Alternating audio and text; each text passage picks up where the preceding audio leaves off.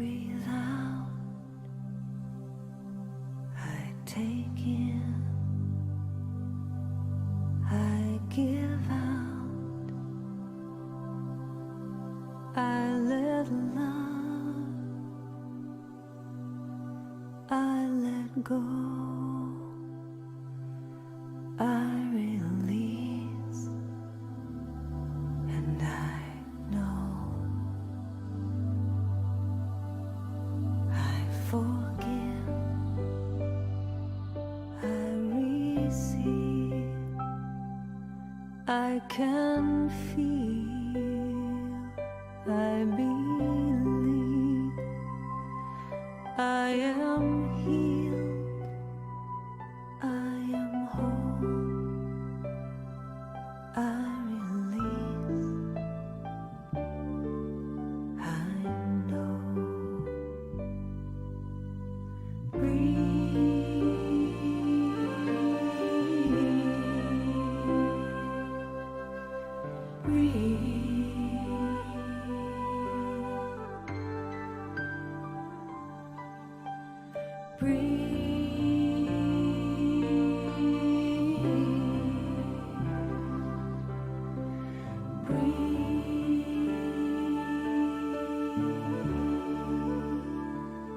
No need to push, no need to try, no need to worry or question why. Surrender, let go, release, and know.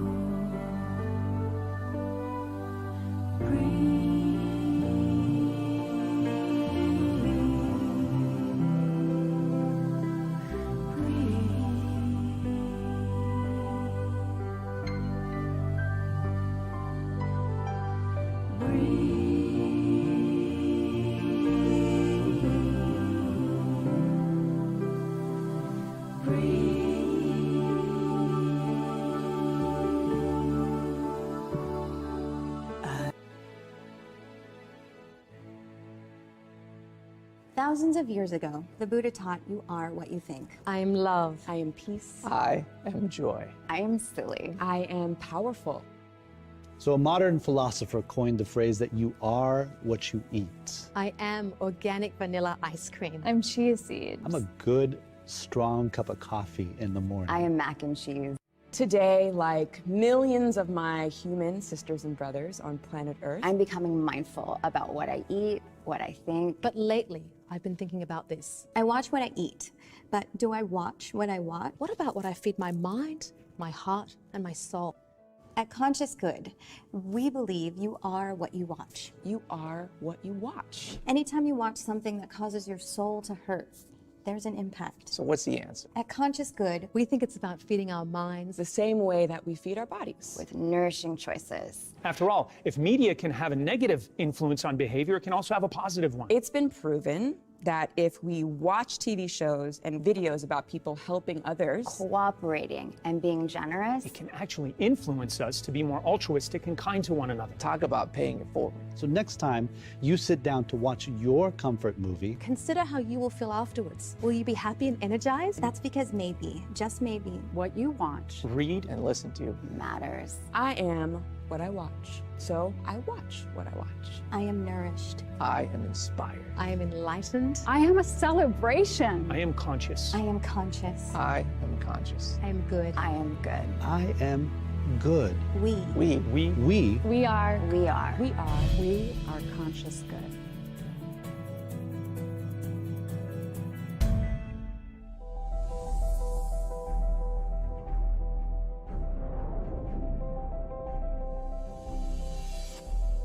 Everyone wishes to live their best life. We experiment with various ways to achieve that, whether it is through study, competing, finding a partner, working hard, or admiring someone who inspires you. It is the quality of our inner being that does it all, or grapples with fulfilling life's calling. For the past 20 years, the Brahmakumaris in Washington, D.C. has been a space for any and everyone to enter into and experience one's soul calling. From 1997, the center opened in an old rickety house on Georgia Avenue in Silver Spring, Maryland, where cars and trucks that passed by would shake the space. But when you were inside, it was a peaceful and powerful sanctuary for all who visited. Since then, over 2,500 events, 17 city and nationwide initiatives, 21 awards, 2 meditation museums have served youths, senior citizens, entrepreneurs, scientists, authors, women, interfaith, the disabled, environment, small businesses, arts seekers, and even leaders. Millions of lives have been served, either through social media, the popular America Meditating radio show, or through exhibitions, lectures, partnerships, and programs held in the meditation museums and centers. We look at 20 years of service as a continued journey of love, courage, wisdom, and determination with friends from diverse backgrounds and thought who believe a better world is possible when we make ourselves better human beings. Meditation is an important tool that helps us to gain greater clarity, insights, and inner power so we can make healthy choices and amplify our capacity to live a full life. In times of great anxiety, insecurity, and fear, meditation is an essential practice for everyone to gain stability and inner strength. Just look at what a few dedicated, purposeful, and kind group of committed people have been able to achieve in 20 years. Thanks to everyone who have supported us along the way. And thanks in advance to those who believe in our work and power of intent. Brahmakumaris Meditation Museums, where peace is inside.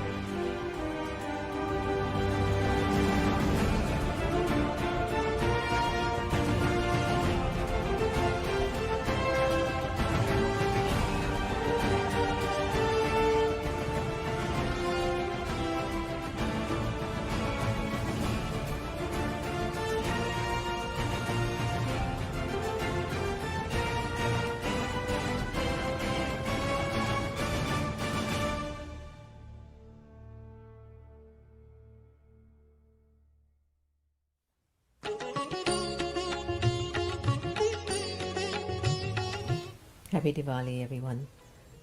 I'm Sister Jenna from the Brahmakumaris in Washington, D.C., in the United States of America.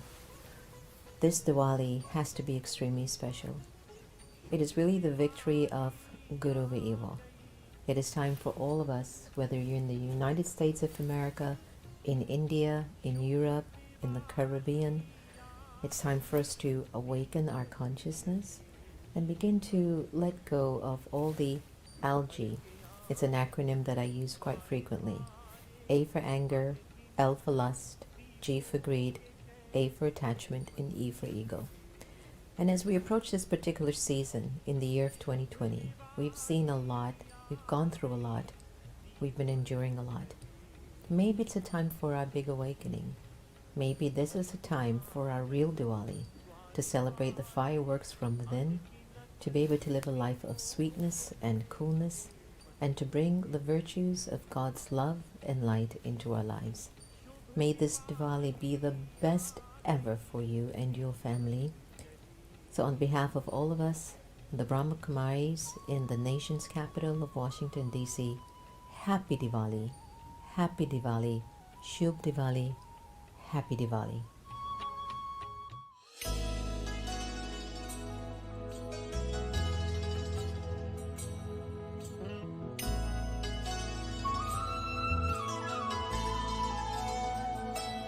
Om Jaya Jagadish Hare, Swami Jaya Jagadish Hare,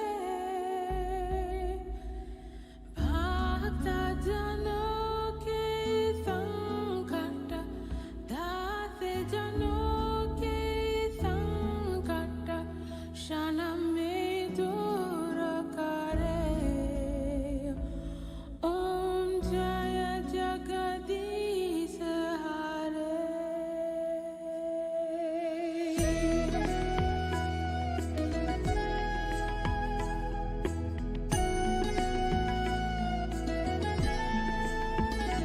Om Jaya Jagadish Hare, Swami Jaya Jagadish Hare, Bhakta Jano ke Sankata, Dase Jano ke Sankata, Shaname Dura Kare. Om Jaya Jagadish Hare. Jo diave pal pave, tu kavene te maneka, Swami tu kavene te maneka. Sukh sampatti ghare aave, sukh sampatti ghare aave, kasht mitte taneka. Om Jaya Jagadish Hare. Mata Pita tum mere, Sharanagaon kisi ki, Swami Sharanagaon kisi ki. Tuma bene ora na tuja, Tuma bene ora na tuja, Aate karun kisi ki. Om Jaya Jagadish Hare.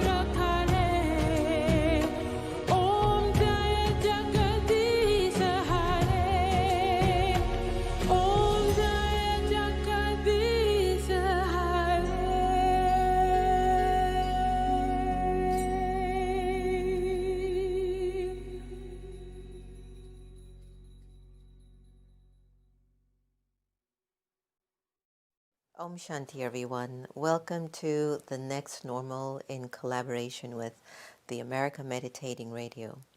I've been so, touched and moved by not only the partnership and the relationship and the connection between these two entities, but I've been touched by the fact that all of you have been so greatly supportive in the work that's been offered so far.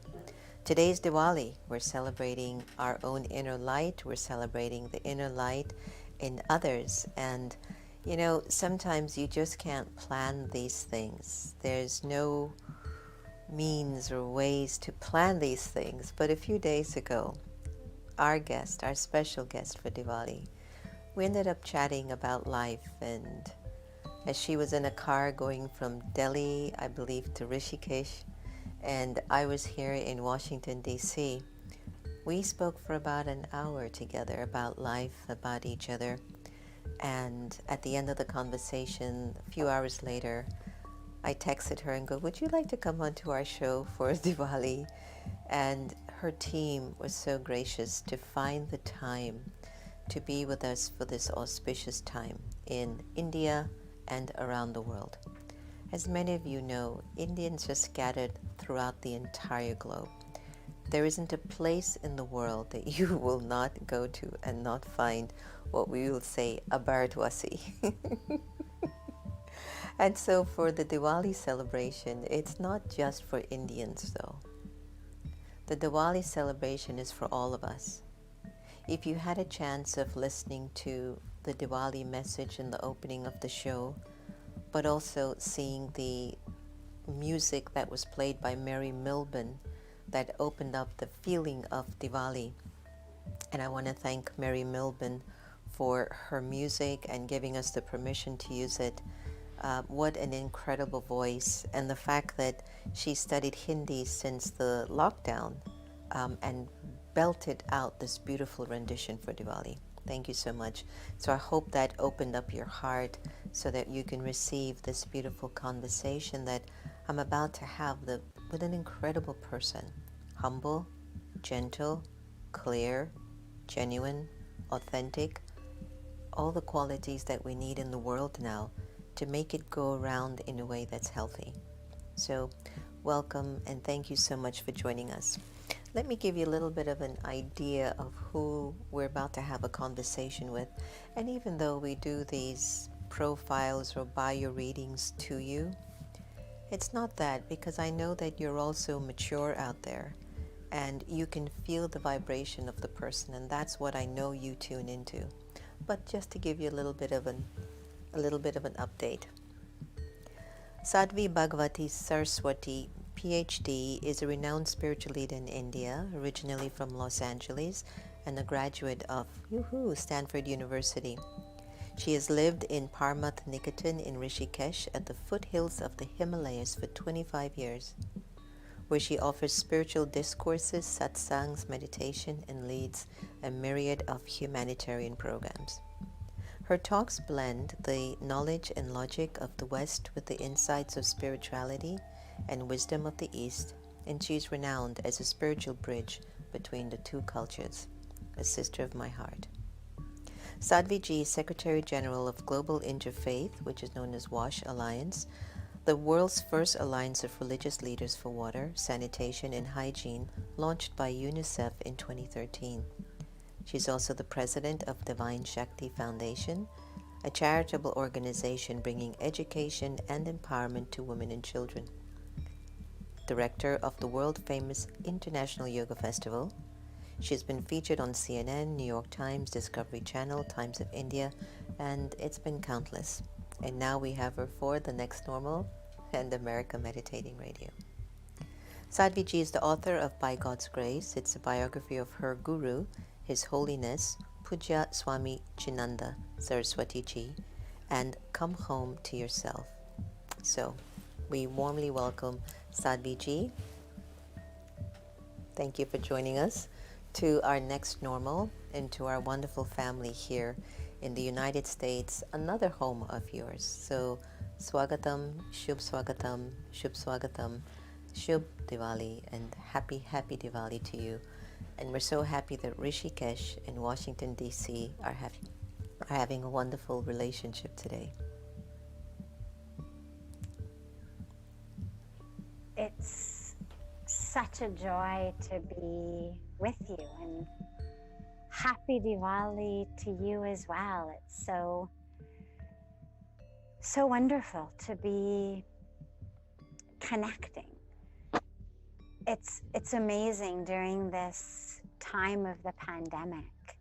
One of the most beautiful boons to come out of it has been the way that we've learned to use technology. I mean, we always had it, but it really has forced us into a new kind of connection. And of course, the reason that happened is sad.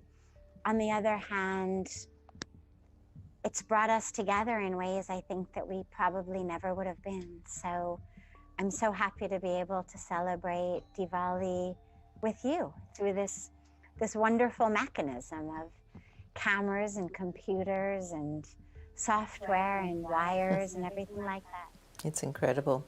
And it's so funny because we've been like two ships in the night passing each other through friends trying to connect us and individuals trying to get us to do things together.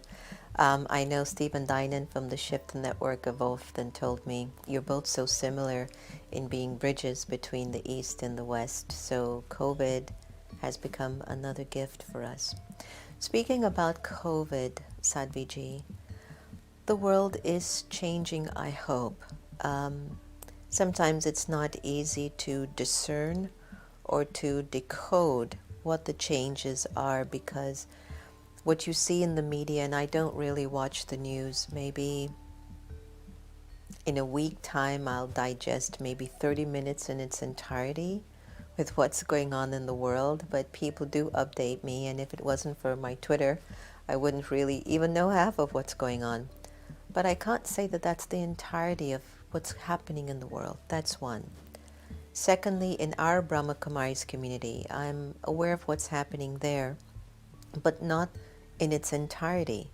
I do know that there are daily programs to support and to offer palna and sustenance to all of the students of the Brahmakumaris.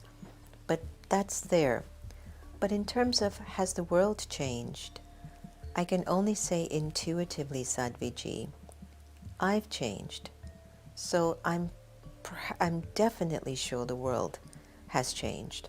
But in terms of defining that change externally, I don't know if I have a clarity on that.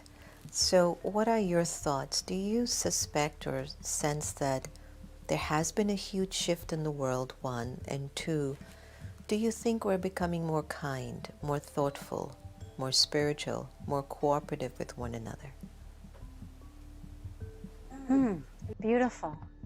You know, when the pandemic first started, I remember lots of programs that we did in April, in May, talking about this new normal and the seeds that needed to be planted for the new normal, and how we're not going back, we're going forward. And now here we are, 6, 7, 8 months later, and you're asking a question about that which has happened or is happening. And when I look at it, what I realize is, yes, absolutely, there has been change for sure.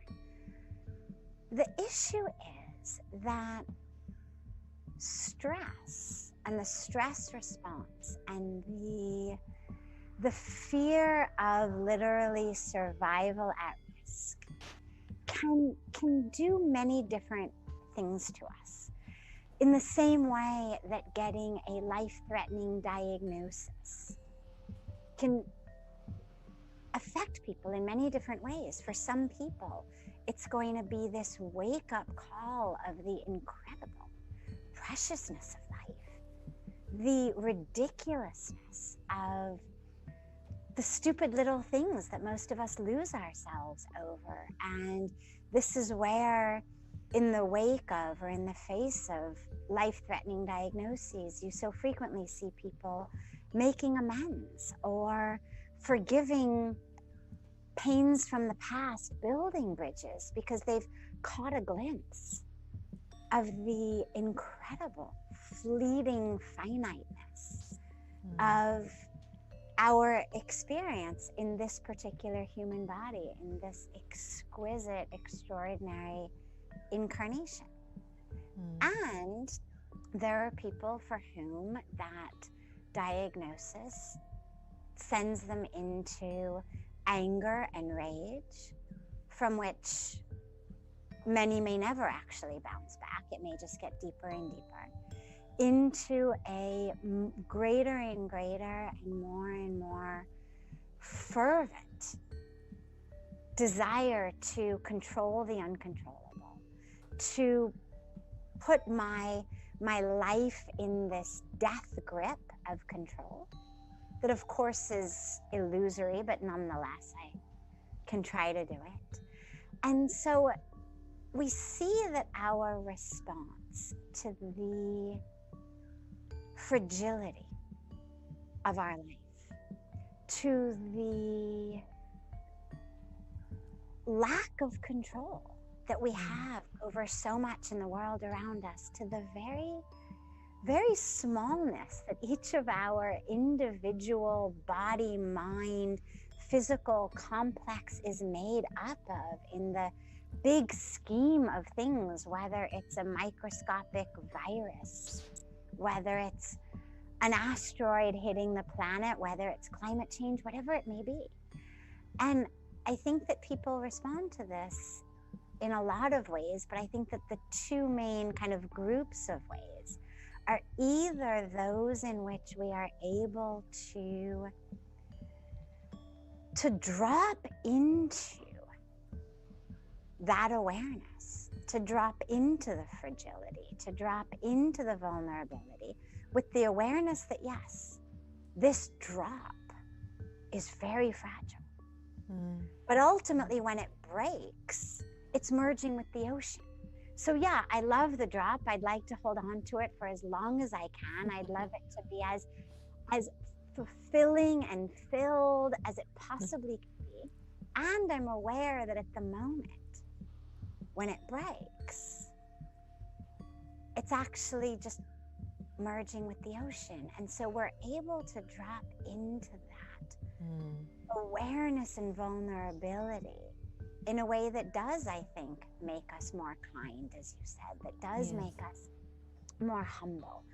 But I think also that we're seeing, and we certainly saw a lot of it in the recent election in America, a rise of, well, if I can't control the spread of a microscopic virus, what can I control?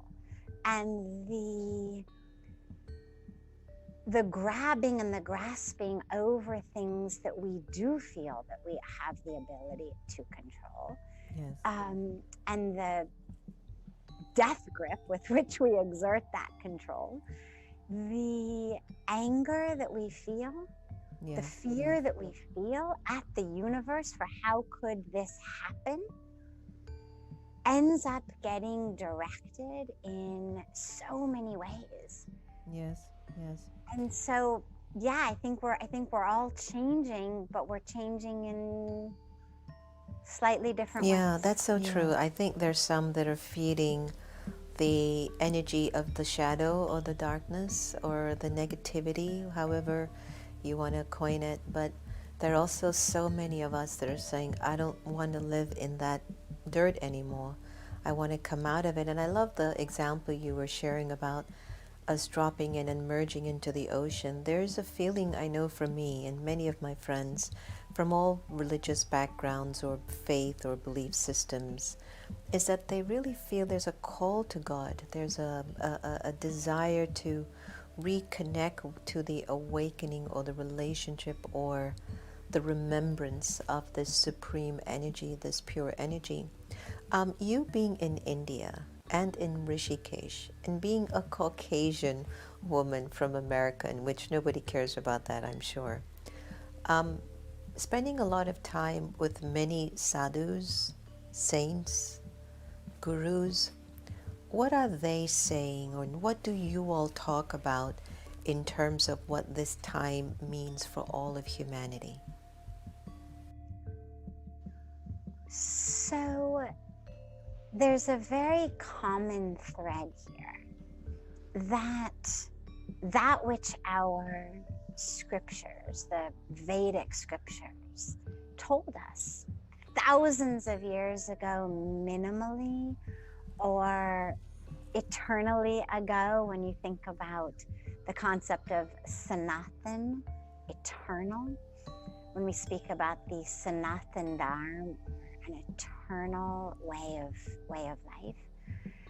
These teachings of oneness, for example.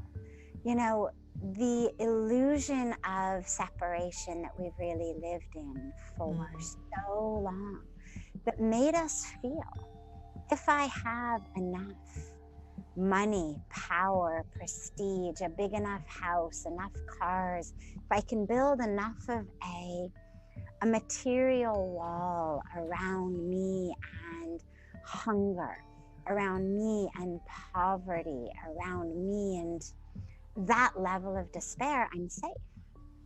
If I've got, you know, the money to have a good insurance policy, and the money to have whatever prescription drugs I'd like to have, and the money to have this, and the money to have that, we have felt very illusorily secure.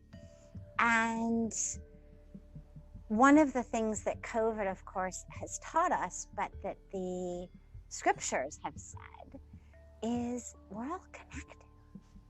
We're all one. That which happens to any of us is happening to all of. Can I jump in here? Because it's so important. So because we know that we're all one, but we have become separated because of the attachments to materialism, or to our bodies, to our name, to our gender, to our title. What then, Sadhviji, do you all discuss or believe as a collective unit that you feel is the common link in bringing our humanity together to feel that we are one? You know, because I'm asking this really sincerely so that we can start to have the kind of a conversations that we need to bring us together even though we're different, and that we can maybe find the answer to stop all of this division and hate and us against them, and you are Hindu and I'm Christian. You know, what has there been a common thread? I ask you because I know that for me, what has opened me up to feel a commonality amongst all men and women is the notion of being soul conscious, that I know I'm a soul and you're a soul, and that just breaks everything down for me. That means I don't care if you're black or white or Hindu or Christian or Muslim or Jewish. It just stops all of that hate. And then the second thing, for me to maintain that, I connect to the energy that's the Supreme Being. That kind of gives me the power to maintain that understanding or that belief, because it's so slippery.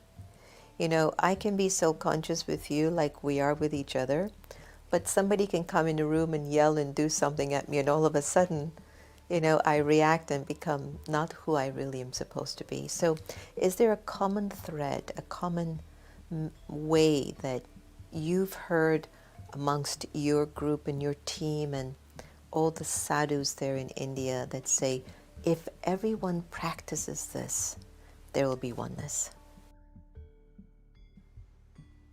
The common thread is truth.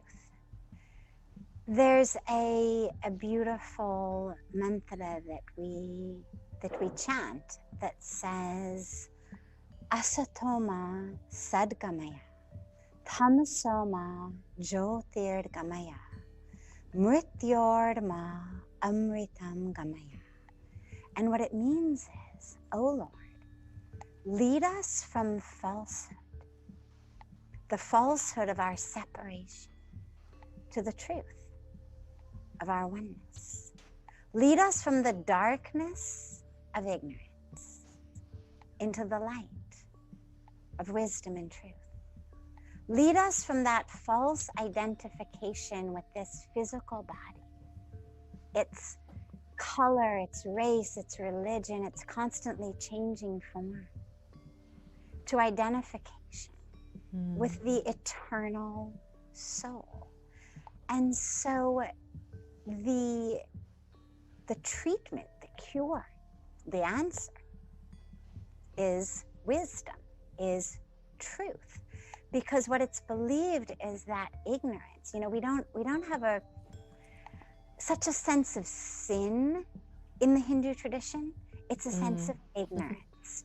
Yeah. It's a sense that who you are at the core is pure and perfect and divine, but you forgot that, and in your ignorance you have falsely identified with the body, and with that false identification with the body, therefore with the physical brain as well, with its chemical and electrical patterns of behavior that we call thoughts or emotions or feelings, and that leads to suffering. It leads to greed, it leads to jealousy, it leads to lust, it leads to anger, it leads to all of that that ends up leading to suffering. So the answer to it is awareness, is truth, is knowledge, is wisdom. But you know, in India, when we say namaste, I was thinking when you were speaking about how for you connect to the soul within, and then you recharge by connecting to that supreme soul, we could say in a common way. It's a way of really plugging oneself back in. You know, I like to think, I'm a very visual person. I think metaphorically a lot, and I think about electrical appliances. And you think you could have any, it doesn't matter. Is it this camera? Is it this light? Is it the computer? Is it the fan? In all cases, the forms are different. That which they give me is different. What a blender gives me is very different from what a toaster gives me, is very different from what a speaker system gives me. But that which runs through them is the same, which is electricity. But in every single case, they're only able to do what they do. You could think about it as the dharma of the appliance, right? The dharma of the blender is to blend, the dharma of the toaster is to toast. But it's only able to do that when it's plugged in. Doesn't matter how beautiful or expensive your toaster may be. If it isn't actually plugged into the wall, it's useless. And so in the same way in our lives, we spend so much time and attention focusing on the outer accessories, what it looks like, what it can do, and we forget that unless we are plugged in, that flow won't flow through us, which means that we can't fulfill our dharma. We can be beautiful, we can be covered in diamonds and gold, we can look good, but it's going to be like the toaster that just sits there, you know, covered in diamonds. I love that. I love that. So here we say, you know, when you say namaste, it literally means the divine in me bows to the divine in you. And it is a way of plugging back. That was perfect. Remembering. Because it's not my body bows to you. It's not my physical being bows to your physical being. It's the soul of me, the divinity of me, bows to the divinity of you, which of course is the same as the divinity of me, which means, by the way, and this is my favorite part, I have to be connected to my soul. If I'm going to connect to your soul, my body cannot connect to your soul. Like a jigsaw puzzle that doesn't quite fit. My body can connect to your body, but not my body to your soul. If I'm going to connect to your soul, I love There's a saying. There's a And saying. so, There's a saying. exactly. Sadhviji, you're on. And No, you're on it. namaste. You're on it. No, you're on it. You're on it. There's a saying like, give the creation an inheritance, so to speak. It can be only the creator, the supreme energy that can really infuse the soul with whatever the void is that the soul is carrying because of so many lifetimes. And I want to talk a little bit about the fact that how, at the opening we talked a little bit about the whole thing of life and death. And for many of us, we do know life and death are basically similar journeys. You're like changing an outfit. But because we are carrying a lot of experiences, a lot of stories, there are a lot of stories inside. A lot of things that we've been through. Some things are easy to let go of, and some things just aren't. And here you are, born in California, raised in California. You've done your work. You end up in India. You're there over 25 years on the banks of Rishikesh. You have loved it there. It's home. It's a huge shift when somebody from the outside world looks into your world and go, how did she end up there? So that has everything to do with the soul and the inner workings and the inner karmas of that soul. So let's say I would look at you and I would say, it doesn't matter if she's white, black, or Indian.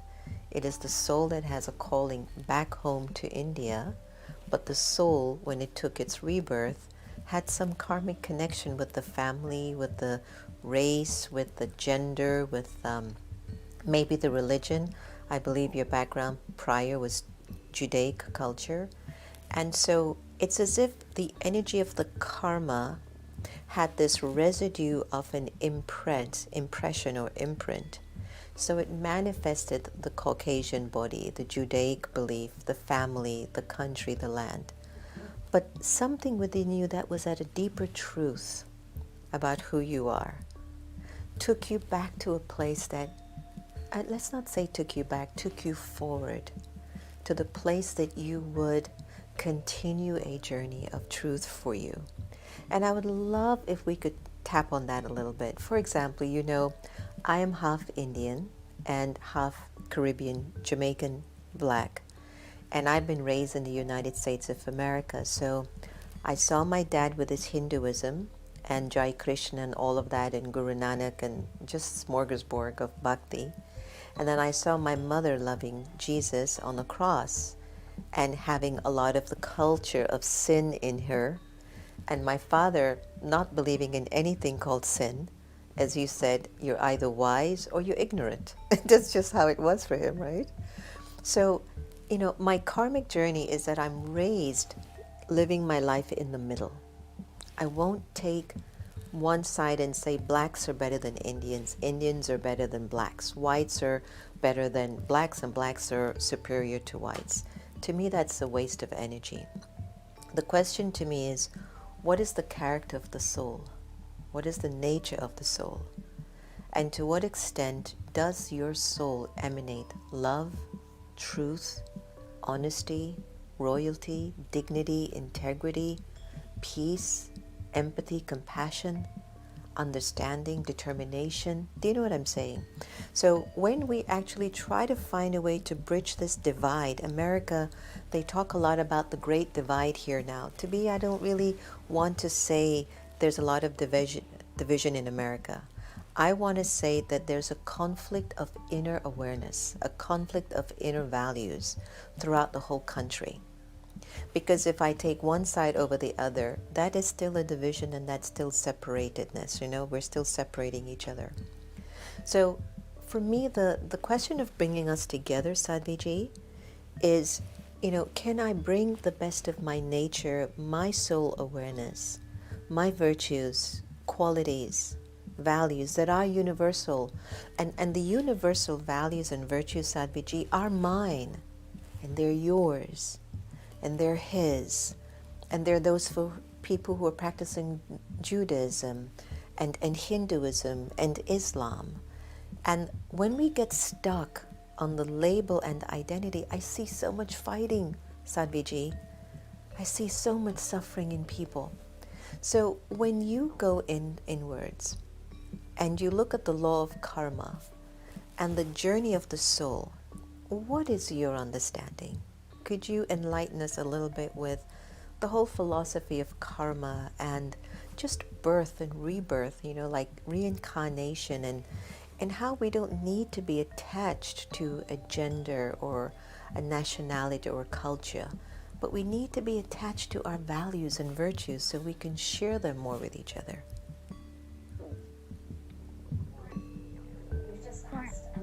You've just asked enough That we could talk forever, right? Keep me Ever, right? keep me going. But no, I was gonna say keep me going all year. But I'll try to touch on to several of the different aspects that you've raised, because they're all such not just beautiful, but also very vast and deep topics in and of themselves. So, first of all, when we speak about soul, just soul, it's the sense of that which pervades everything, that truth of everything. And so it's a belief that literally there is nothing but God. And God takes the form of whatever particular form God is in. I mean, there's a lot of metaphors and analogies given, none of which is actually exactly perfect, but all of which speak to, kind of dance around the full truth, but metaphors like waves of the ocean. So if the ocean is infinite, there's, if you think of it as one infinite ocean, not a Pacific and an Atlantic, but just ocean, no beginning, no end. And there's waves on the ocean. Well, is the highest truth of the wave or ocean? And if you took a spoonful of wave or a dropper full of wave and you looked at it under a microscope, the scientist would say ocean. They wouldn't say wave, they'd say ocean. In the same way, each of us, in a different form, and it's not that the waves are illusions, it's not that they don't exist, it's not that our eyes are playing tricks on us, and hence that which is really a flat, crystal clear, still ocean, we are somehow perceiving it to have waves. It does have waves, but the waves exist only on the most superficial level of the ocean. If you dive deeply down, there's no waves. There's no high tide and low tide in the depths of the ocean. So the waves are there. But A, they exist only on the surface, and B, even while they exist, at their core, they are ocean. And in the same way, it's not that this body, this life is an illusion, as in optical illusion, you don't really exist, but it's only on the most superficial level of existence are you this body. So yeah, on one level of existence, I'm a 49-year-old white American female sannyasi living in India. It's true, it exists, but it exists only on the most superficial level of truth. It's what I consider a lowercase t truth rather than a capital T truth. The capital T truth is soul. Because of course the lowercase t truth is constantly changing, right? Today I'm 49, in 6 months I'll be 50, and last year I was 48. Constantly changing. The capital T truth is eternal. It's totally independent of the packaging that it's in. Like the ocean is independent of high tide, low tide, wave, no wave. Washing up on the shore of Japan, the shore of LA, the shore of New York. It's irrelevant, it's all ocean. So we have bodies, we have karmic packages, and I'll come to that in a moment. But at the core, the highest, deepest truth for all of us is God, or soul, or spirit, or love, or truth, or consciousness, whatever you want to call it. They're just different words describing the same experience. That same energy of truth that was never born, that never dies, that never changes, that just is of all of us. Yeah. And that cosmic soul, that one soul, in what we think of as Leela, which is just, I guess the best definition is kind of divine play, sort of God's drama. The individual souls, what we think of as Jivatma, these individual souls, the drops, you could say, of the ocean. So if you think about an ocean and then you think about the sun shining on it and water evaporating up and being carried by the clouds, and some drops of the water falling on the Himalayas, and they come down as Ganga, worshipped, prayed to. Other drops fall down in the sewage. People, plug their nose as they walk by. But at the core, their truth is ocean. And they temporarily, that drop is experiencing a temporary phase in which, even being ocean at the core, it's on a journey back to the ocean, in this drop as Ganga, in this drop as sewage, in this drop as whatever it may be. All water is returning to the ocean. So each of our individual souls, these individual drops of the ocean, and by the way, it's not a perfect analogy because the drop actually has temporarily left the ocean, whereas our Jivatma, our individual soul, hasn't actually left the Supreme Soul. Well, it hasn't. It has forgotten the exuberance and the unlimited energy of love and purity that the soul has as a result of being, let's say, the child of the Supreme. Let's say it that way. That the soul does come from that supreme capacity. But look at our behavior in the world. We're so angry with each other, so jealous, so competitive, so separated. So then you wonder, where's God? Haven't you heard, Sadhviji, like some people might be asking you or talking to you, Sadhviji, tell us, where's God in all of this? There are so many people. Right now, America ranks number 1 in COVID deaths and cases. And our wonderful India is number 2. Brazil is number 3. And I can even understand India to deal with 1.4 billion citizens of a country and to protect them. That's no small number. America only has 330 million. And we're struggling, and we're number 1. We always like to compete, right? But in terms of the intensity of the times, right? The intensity of the times. I love your analogy of, in many of our discussions today, you've talked a lot about the river merging back into the ocean, the soul returning to the feeling of the experience of the ocean. So the energy of the soul feeling again the remembrance of its unlimited capacity of purity and love and peace. I think that's what we really are looking for. And I think that we've gotten just so distracted by all of the body conscious stuff, the Ravan. Tonight, so many folks all over India and the world are going to be doing Lakshmi Pujya. And they're going to be looking at, let me close all my old accounts. Folks are going to be dressing in new clothes.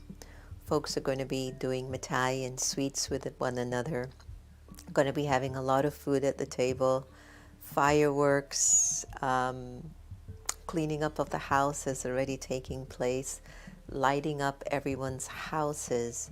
Because this Diwali, especially this one in 2020, imagine how people are feeling, because culturally people like to come together to celebrate.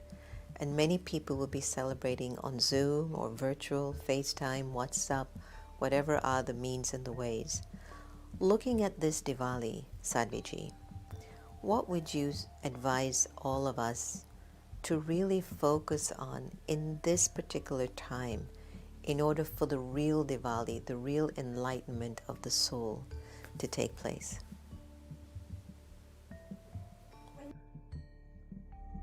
We need to focus on light. Diwali is a festival of light. And as you mentioned, your Indian Hindu father always would say, well, either you're wise or you're ignorant, but it wasn't about sin. In the same way, either we are living in light or we're living in darkness. And that darkness, again, it's not the darkness of badness or evil. It's the darkness of ignorance. And, you know, when you were saying, so where's God in all of this? Well, that is the whole point, is we've been given the ability to think. That's the whole karmic package that this soul is here embodied on this particular journey in. It's to fulfill its karmic package. The dilemma comes when a lot of people think, oh, this is just, you know, destiny or fate. And on the one hand, you know, I come from a background of psychology, and on the one hand, I actually really appreciate that aspect of Indian culture, that just whatever has happened, no matter how tragic it is, to just be able to say, well, Chalo, God must have wanted it like this. You know, it's one of those things from the beginning that I've thought, God, I would love to have that. Like, what a beautiful, amazing way to be able to walk through the perils, the losses, the tragedies of life with just this awareness. Well, you know, we're in God's hands. God is good. God must have wanted it like this. Let it go. And yet the dilemma with that is that all too frequently, it actually breeds complacency. And while it's beautiful on certain spiritual levels of acceptance and surrender, it removes the power of free will, the power of buddhi, our intelligence, our intellect, the power of shuddhi, our purity, the purity of our mind, of our hearts, of our intention. It removes that from the equation. And the whole reason that we meditate, that we do yoga, that we pray, is to give us clearer intellects, to be able to see more clearly, to be able to choose more wisely, to be able to feel that truth of who we are as love more completely, more fully. So God has given us free will, the choice to meditate or not to meditate, the choice to choose love, to choose peace Or not. or not, Yeah. the choice to choose for others, to live simply so that others may simply live, to recognize that the earth is not ours to consume, to use, to discard, or not to, or to see the world as, you know, a shopping place. One of the very favorite sort of things to share, ways of speaking of many of the Indian saints that I've heard so frequently, including from my guru, is there's two ways of looking at the world. Either as a parivar, which means family, or as a bazaar, a marketplace. And there's two visions, and you get to choose. Are you going to see the world as your family, with whom you need to share, to love, to live together in peace and harmony? Yes. Or do you see the world as a bazaar, a shopping place, a marketplace, where it's all about competition, it's all about you or me? My loss is your gain. My gain is your loss, where it's all about what can I get from you rather than what can I give you. And so at this time of Diwali, as we light lamps, and look, I even have a beautiful one here. As we light lamps, it's not just about how beautiful can our homes be, our mandirs be, our streets be. It's, can that light really show me how to see? Can I see the truth of who I am as soul, as light, as love, as one? Right. Can I see that spirit that flows through me as the same as the spirit that flows through you? Yes. And in that light, can I then stop needing to grab and to hoard, to fight, to compete, to draw thicker and thicker lines between us and them, because it feels safe over here in the us part of the lines.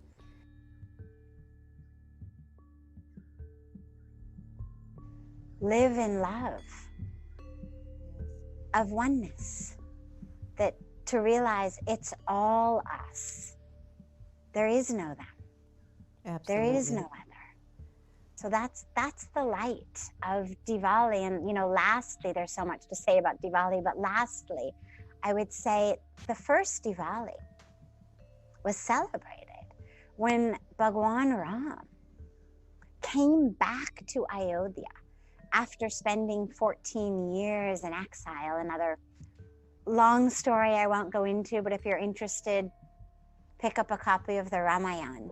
It's this beautiful epic of the story of Lord Ram going off into exile in the forest for 14 years and then doing battle with the demon, the 10-headed demon of Ravan, finally emerging victorious and returning to Ayodhya. And so the people of Ayodhya lined the streets with lamps because they were so happy that Lord Ram was coming back. And so it's so important to remember that that light is a light of celebration of the presence of God. The presence of God in our lives, in our hearts.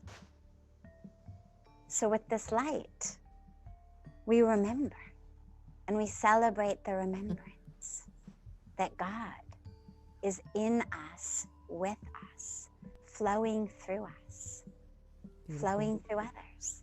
And we Beautiful, Sadhviji. You know, I suspect you and I could talk for many, many lifetimes, as we have encountered. Could you tell me who is that image of the deity on your right, I believe? She looks a little bit like you.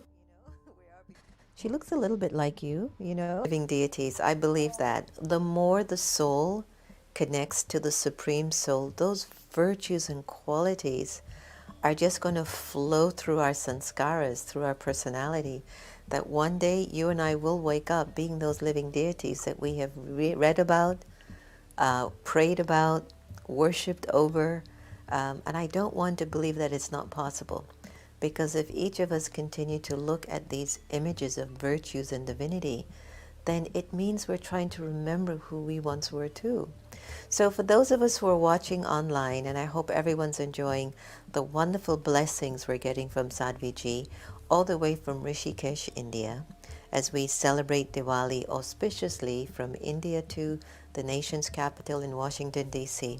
There's so many people in America right now that are lighting lots of lights because there's a feeling that maybe the 10-headed Ravan has also been moved on.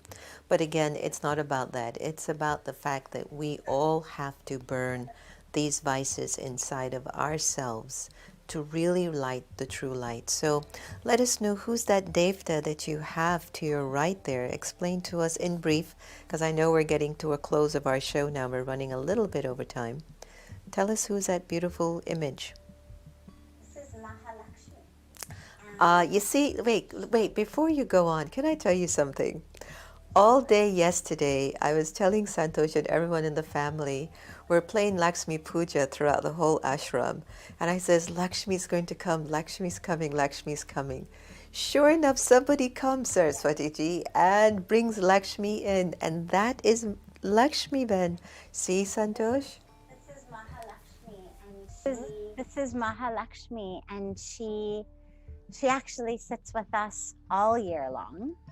And as you mentioned, she's the one to whom we pray on Diwali. She's the goddess of abundance and prosperity, so tragically misunderstood as the goddess of, paper wealth or coin wealth or gold wealth, but rather she's the goddess of that awareness of how abundant we already are, that true abundance of love, of light, of awareness, of awakening.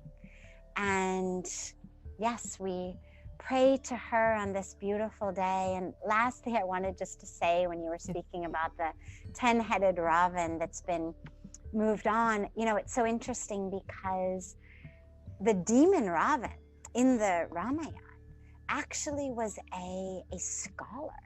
He was not the way that a lot of us in America, when we think about kind of black and white, you've got the good guys, the bad guys, the monsters.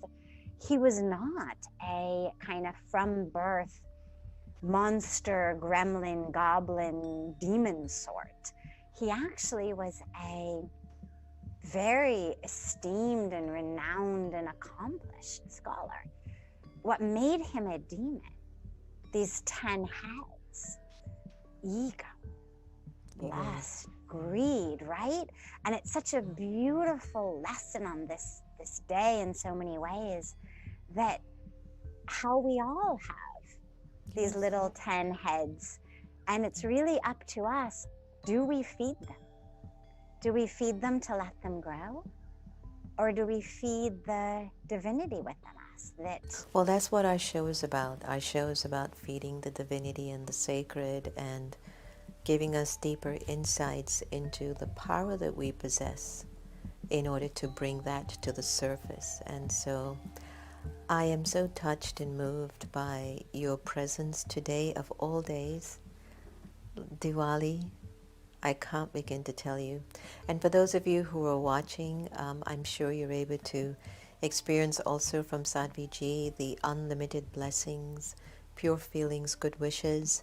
Mahalakshmi has come into your homes unlimitedly, and Baba's love, God's light, is with you, creating that inner abundance of your virtues, your values, bringing not only financial unlimited wealth, but good health, healthy relationships, for you to be able to use your mind in such a positive way that you could make the impossible possible, something that I have really deeply believed in, that we have the capacity to transform anything we wish by just the way that we choose to think. So Sadhviji, thank you so much, all the way from Rishikesh, for joining us. And oh, I have to tell you, our youth leader, Aditi Goel, and I have produced and designed this wonderful program called the Diwali Dance. Now, I don't know if I've never seen you dance before, but you have to think about the fact that people have been locked in their homes for 7-8 months, and now the spike is going back up, which means we're going to be locked for another few months at home. Wouldn't it be nice to just get people to celebrate eradicating their weaknesses and all their vices and create a Diwali dance? So I'm inviting you to offer a Diwali dance and share it with us later on. And tomorrow we're going to be releasing the short film, everyone, at 7 p.m. EST for the Diwali dance short film production. And today is a great day and tomorrow to do your Diwali dance. Post it on your social media. Hashtag Diwali Dance Challenge and tag your friends and family. Sadhviji, you can tag me and I'll tag back to you my Diwali dance version. And again, we need some joy, and it's not just dealing with just sitting back and just, oh, life. But with the energy of happiness, there's a saying that there's no greater nourishment than the nourishment of happiness. And through the arts, dancing, poetry, singing, writing, it's so important, painting, acting, writing screenplays, these creative expressions will help us to bring back our happiness. So on this particular special auspicious day of Diwali, on behalf of all of us here at the Next Normal in America Meditating Radio, we wish you the most auspicious, most heartfelt, most meaningful Diwali. And Sadhviji, I'll leave it up to you to do your closing Diwali blessing to everyone in America and around the world. Thank you so much, Sister Jenna. It's been such a joy, a blessing to be together and to be all together and on this sacred day. And by the way, you don't have to be Indian or Hindu to celebrate Diwali. It's a celebration of light. It's a celebration of the victory of light over darkness, of goodness over evil, of righteousness over unrighteousness, of truth over falsehood. So whatever your religion or no religion, it doesn't matter. Celebrate light. But remember, the greatest source of light is within you. So close your eyes and find and feel and experience that light within you. And then open your eyes and share it with all. Because light brings light. Perfect. To all. Shubh Diwali, happy Diwali. Thank you so much. So everyone, happy Diwali to each and every one of you, and I hope again today's program has really inspired you to become a better version and a new you for this Diwali. Whatever background, wherever you might be, just continue to celebrate your Diwali. Don't forget to offer your Diwali dance challenge online, and please make sure you add the hashtag Diwali Dance Challenge. I know Sadhviji is going to send it to her friends and family in India, and just participate. And the fact that our youth leader, who survived cancer at the age of 13, has authored her book on playing with cancer, has become an activist for peace and inspiration. Let's get behind our youths and let them know that we're with them. So when it comes from the younger generation and the old ones are helping out to participate, we need to get behind them. I think it's really important to keep inspiring them and making them, let us show how much we value and celebrate them too. So happy Diwali, enjoy, lots of love, and thank you so much for joining us today. Be well, be safe, and we'll see you soon. Hi everyone, as we approach the release of the Diwali dance short film being produced by America Meditating Radio, I can't be more thrilled with the production. You're going to see individuals from Africa, Thailand, the Philippines, Russia, all over the world who are going to offer a beautiful dance of Diwali to a wonderful Bollywood song, which is all about beating the drums of your heart, the drums of life, the drums of light. This particular time, we want to beat the drums of being free from any internal weakness of the human personality. Can you imagine waking up tomorrow and not having any more anger or rage or fear recorded in your personality? Wouldn't that be a wonderful celebration for Diwali?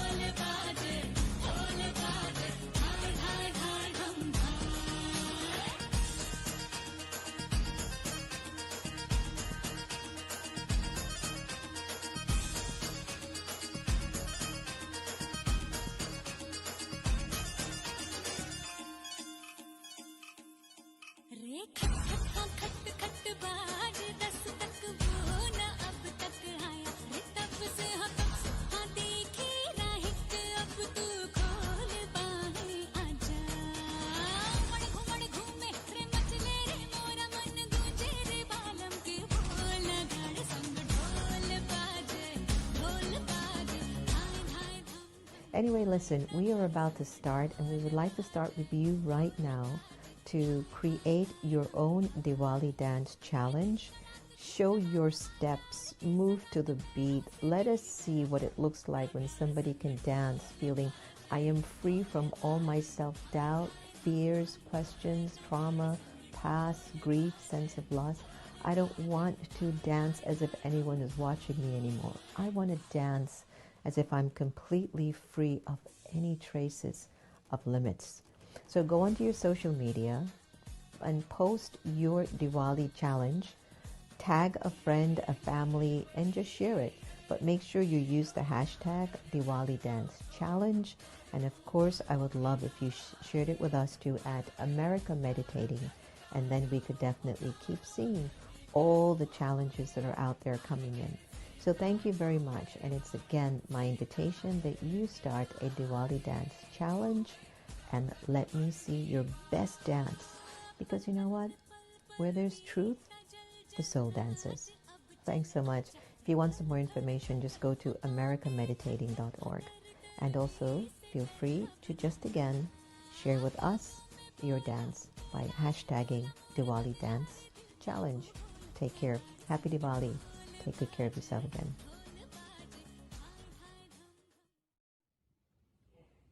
Happy Diwali from the holy banks of Mother Ganga in Rishikesh.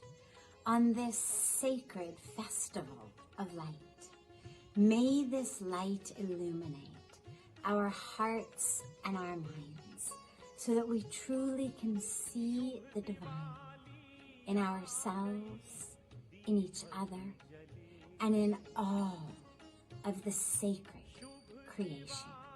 May this light bring us the vision and the wisdom and the clarity to know we are all one. So much love from Rishikesh to all of you at this beautiful, beautiful holy time. Namaste everyone. I'm Ricky Cage and I wish a very happy, safe and prosperous Diwali to everyone around the world. Now may this Diwali lead us from darkness to light, from ignorance to knowledge, and most importantly, lead us to peace within our minds and coexistence with everyone and everything. Happy Diwali. Okay. Happy Diwali, everyone. Happy Diwali from Sydney to everyone. Happy Diwali, everyone. And remember, you are the light of the world. Namaste. Om Shanti. Happy Diwali to all of you. This auspicious day also means the removal of darkness from our mind and from the universe, and to pass a resolution to make all sincere efforts for well-being of all and peace, love every day. Thank you. Wishing you a very happy Diwali. Blessings and happy Diwali. May the light and the illumination of the divine shine on all of you and all of us. Mwah. Happy Diwali to everybody around the world. Let's celebrate the victory of good over evil. May this Diwali bring universal compassion, the inner joy of peace and love, and the awareness of oneness to all. Happy Diwali, everyone. Happy Diwali to everybody from the lovely California, sending much light to everyone. Happy Diwali, everyone. Happy Diwali. Happy Diwali, everybody. And don't forget to light the lamp in your heart for humanity. Hello, everyone. Happy Diwali. Happy Diwali, everyone. Happy Diwali, everyone. Diwali, everyone, from LA and hands around the world. Have a great one. Happy Diwali, everyone, from San Francisco. Hello, everybody. Happy Diwali. Let's celebrate the supreme light and invite God in our lives. Wish you a very happy Diwali.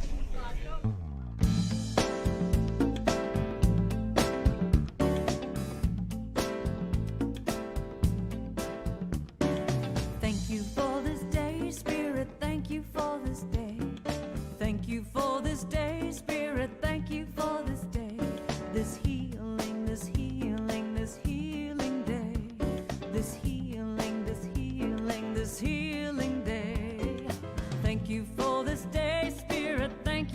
this day. Thank you for this day, Spirit. Thank you for this day. This healing, this healing, this healing day. This healing, this healing, this healing day. Thank you for this day, Spirit. Thank you for this day. Thank you for this day, Spirit. Thank you for this day. This healing, this healing, this healing day. This healing, this healing, this healing day. Thank you for my friends, Spirit. Thank you for my friends. Thank you for my friends, Spirit. Thank you for my friends. My wonderful, my wonderful, my wonderful friends. My wonderful, my wonderful, my wonderful friends. Thank you for my friends, Spirit. Thank you for my friends. Thank you for my friends, Spirit. Thank you for my friends. My wonderful, my wonderful, my wonderful friends. My wonderful, my wonderful, my wonderful friends. Thank you for my health, Spirit. Thank you for my health. Thank you for my health, Spirit. Thank you for my health. My radiant, my radiant, my radiant health. My radiant, my radiant, my radiant health. Thank you for my life, Spirit. Thank you for my life.